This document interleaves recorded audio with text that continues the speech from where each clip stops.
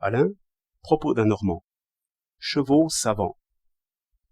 Vous entendrez parler bientôt des chevaux savants d'Elberfeld, qui comptent mieux que des hommes, jusqu'à extraire, par exemple, la racine quatrième d'un nombre de 6 chiffres, en quelques secondes. J'ai lu qu'Euler, comme il s'amusait à faire calculer son petit-fils, avait formé mentalement la table des 6 premières puissances des nombres jusqu'à 100, et la savait comme nous savons la table de multiplication. Ainsi, Euler aurait pu rivaliser avec le cheval Muhammad. Mais, remarquons-le bien, par la mémoire seulement. L'intelligence tâtonne un peu plus et veut plus de loisirs. Et personne ne voudra dire que l'intelligence d'Euler consistait en ce qu'il retenait beaucoup de nombres. Disons seulement qu'il y avait dans Euler comme un Euler cheval qui retenait tout ce que l'homme inventait.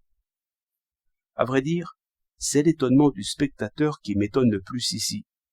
Ne sait-on pas que le cheval n'oublie rien? Le premier charretier venu vous en donnera des exemples. Aussi, je ne vois point de limite dans ce qu'on peut apprendre à un cheval, et sans doute à n'importe quelle bête, sous la condition qu'on arrive à l'intéresser par des récompenses.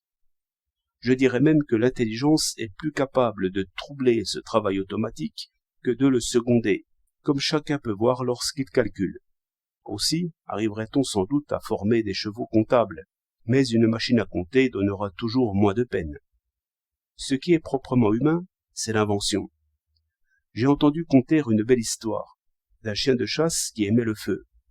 Pendant qu'on apportait et disposait le bois dans la cheminée, il marquait de l'espérance et de l'impatience.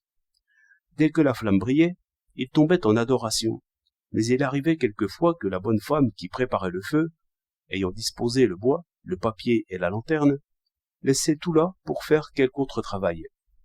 Alors le chien tombait dans une espèce de frénésie, aboyant au papier et à la lanterne, et suppliant l'un et l'autre.